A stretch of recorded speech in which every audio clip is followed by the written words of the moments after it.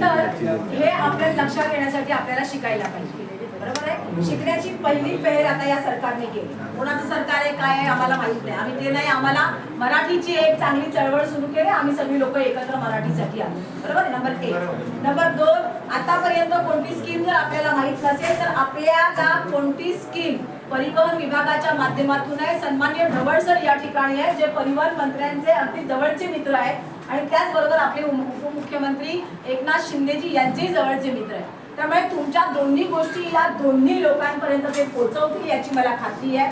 भविष्यामध्ये आजच्या माध्यमातून आमच्यापर्यंत ही सगळी माहिती येईल आणि हे आम्ही लिहून घेतो तुमच्या ज्या गोष्टी आहेत त्यासाठी आम्हाला काय करावं लागेल ते प्रयत्न करू. पण आम्ही तुम्हाला सजग करायला आलो की कृपया 15 ऑगस्ट पूर्वी शिकून घ्या, नाहीतर स्कीम राहिल्या बाजूला, उद्या रिक्षा पण बॅन होईल तर ते नको व्हायला, आमची रोजीरोटी बंद व्हायला नको. म्हणून 15 ऑगस्टच्या आधी आपण काय केलं पाहिजे, मराठी शिकलं पाहिजे आणि सर्टिफिकेट हातामध्ये घेतलं पाहिजे. हे सगळे प्रशिक्षक आहेत, तुम्हाला शिकवायला येणार आहे.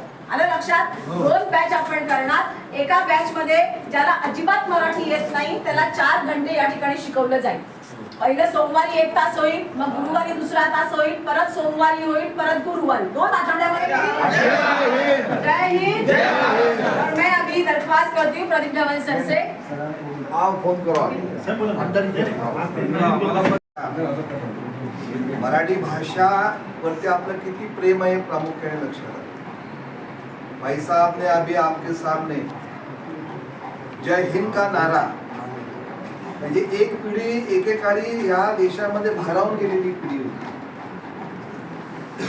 आता तो 1960 साल येणार नाही, आत्रे येणार नाही, मराठी भाषेबद्दल कोणी सांगायला येणार नाही.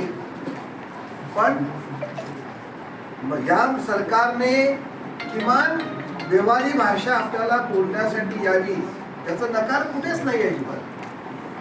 म्हणजे आज जवळजवळ आम्ही 20 ते 25 हजार विद्यार्थी आतापर्यंत शिकवले झाले. मुंबई सारख्या शहरामध्ये मराठी भाषा बोलली जात नाही. मुंबई काही प्रयोजन असेल ती पूर्ण करण्याचं तुमच्या वतीने मी आत्ताच सगळ्यांना कोकण मराठा परिषद जी आहे, कोकण मराठी साहित्य परिषद ही जी मान्यवर आली आहेत, जे शासनाने यांना पाठवलं आहे, त्यांना सांगतो मॅडम 16 तारखेनंतर मैं तुमच्या वतीने बोलतोय. मैं हिंदी बोल सकता हूँ, मराठी बोल सकता हूँ. मैं आपके बदौलत कुछ आश्वासन दे दो. हाँ दे दो. काय आश्वासन देऊ. संभाजीनगर मध्ये जेवढ्या रिक्षा चालक आणि परवाना धारक यांना मराठी शिकण्याची गरज आहे ती गरज आपण 15 ऑगस्ट पर्यंत पूर्ण करून देऊ असा शब्द देऊ काय. Okay sir. आताच डबल सरांनी सांगितलं की मी ठाण्याचा आहे. होय मी ठाण्यात होतो, मुंबईत सर्व्हिस करत असल्यामुळे मी ठाण्यात होतो. परंतु सर आजपासूनच मी या शहरात आलेलो आहे. ही सगळी माझी मंडळी आहेत आणि मी तुमचा संभाजीनगरचे झाले आणि मी तुमचा आहे. आता ह्या क्षणाला मी जसं इथे ममत्व हा शब्द मॅडमने घेतला होता, त्याच ममत्वाने, त्याच मायेने, त्याच आपुलकीने आणि त्याच बंधुभावाने वेळ प्रसंगी मला जर रागवावं लागलं, वेळ प्रसंगी म्हणतोय तर रागवून का होईना, पण आपण दिलेला मराठी संदर्भातला परवानाधारक आणि चालक जे अमराठी आहेत किंवा ज्यांची मातृभाषा मराठी नाही, तो कार्यक्रम यशस्वी करण्यासाठी तुम्ही मला सहयोग द्याल अशी अपेक्षा व्यक्त करतो. त्याचप्रमाणे या संपूर्ण कार्यक्रमामध्ये राज्य मराठी विकास संस्था, कोकण मराठी साहित्य परिषद आणि सगळ्यात महत्त्वाचं प्रादेशिक परिवहन अधिकारी आणि समोर बसलेली आपल्याला सर्व जी काही मंडळी शिकवणार आहे ती त्या विषयातली तज्ञच आहे.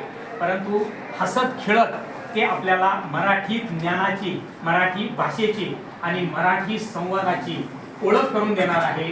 त्यांचेही मी आभार मानतो. सर्वप्रथम आपलेही आभार मानतो आणि मला इथे 2 शब्द बोलायला विनंती केली त्याबद्दल मी धन्यवाद मानतो.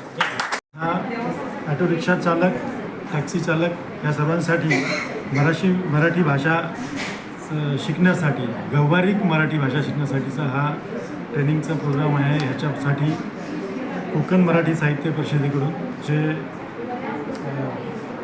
डॉक्टर प्रदीप ढवळ, नंतर डॉक्टर ज्योती ठाकरे आणि सगळे मान्यवर हे मराठी भाषा जी व्यावहारिक भाषा आहे ती 16 वाक्यांमध्ये एक कन्साईज छोटं संक्षिप्त स्वरूपात त्यांनी ती तयार केलेली आहे.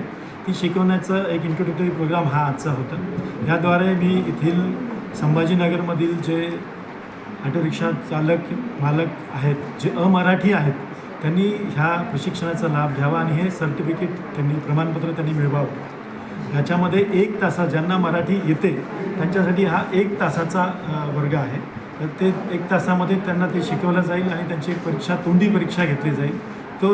ते प्रमाणपत्र त्यांनी ते घ्यावं. याशिवाय ज्यांना मराठी भाषा ज्यांची मातृभाषा नाही त्यांच्यासाठी 4 तासाचा हा वर्ग आहे. त्याचाही त्यांनी लाभ घ्यावा आणि हा सर्व प्रमाणपत्राचं जे मर्यादा आहे कालमर्यादा ती 15 ऑगस्टपर्यंत आहे. त्यापूर्वी सर्व ह्या रिक्षा चालक मालक आणि टॅक्सी चालक मालक यांनी याचा लाभ घ्यावा असं मी RTO कार्यालयातर्फे आवाहन करतो. सर अशी संख्या किती आहे सर संभाजीनगरमध्ये?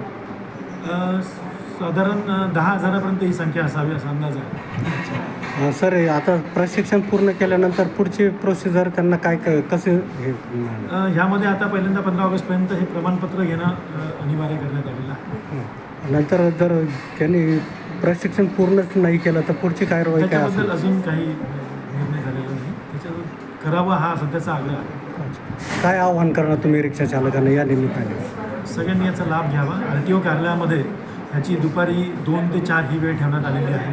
ह्याच्यामध्ये त्यांनी येऊन आपलं नाव नोंदवावं आणि हे प्रशिक्षण घ्यावं. महाराष्ट्र राज्य परिवहन विभाग, महाराष्ट्र राज्य मराठी भाषा विभाग, कोकण मराठी साहित्य परिषद आणि मुंबई मराठी साहित्य संघ यांच्या विद्यमाने आणि पुढाकाराने 1 जून 2026 पासून 15 ऑगस्ट 2026पर्यंत किमान 3 महिन्याचा व्यावहारिक मराठी भाषा ही अमराठी माणसांना अमराठी रिक्षा चालक टॅक्सी ओला उबेर या सगळ्या चालकांना बोलता यावी म्हणून शासनाने केलेला हा उपक्रम आहे. खरं म्हणजे ज्या महाराष्ट्रामध्ये आपण राहतो, जिथे नोकरी करतो, व्यवसाय करतो, ज्या महाराष्ट्रामध्ये आपलं अनेक वर्ष गेलेली आहेत, या महाराष्ट्राची भाषा आपल्याला बोलता आली पाहिजे यामागे असणारा हा प्रांजळ विषय आहे. मुळात महाराष्ट्र राज्यामध्ये ज्याप्रमाणे IAS ऑफिसर असतील, MPSC असतील, UPSC असतील, हे अधिकारी ज्यावेळी या परप्रांतामधनं येतात किंवा अमराठी म्हणून येतात त्यांना देखील मराठी शिकवलं जातं, त्यांचे क्लासेस होतात. हे गेले अनेक वर्ष आपण मुंबईमध्ये सुरू केलेलं आहे. तसाच हा विचार गेले अनेक दिवस वादातना जरी हा विषय पुढे आलत असला तरी अलीकडे आम्ही जवळजवळ 110 सेंटरमधनं 25 ते 30 हजार विद्यार्थी, परप्रांतीय विद्यार्थी, अमराठी रिक्षा चालक वाहक त्याचं प्रशिक्षण घेत आहे. आणि आज या संभाजीनगरमध्ये मला विशेष कौतुक करावं असं वाटतं या सगळ्या परिवहन विभागाच्या अधिकाऱ्यांचं.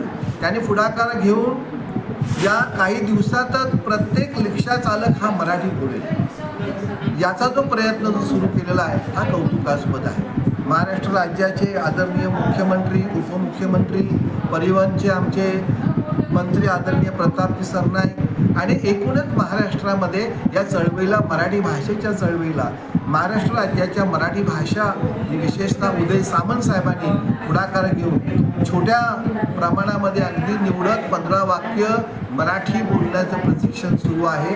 आणि कोकण मराठी साहित्य परिषदेचे जवळजवळ 4,000 शिक्षक आणि साहित्यिक या महाराष्ट्रामध्ये विविध भागांमध्ये हा उपक्रम राबवत आहेत आणि उत्तम त्याला प्रतिसाद मिळत आहे.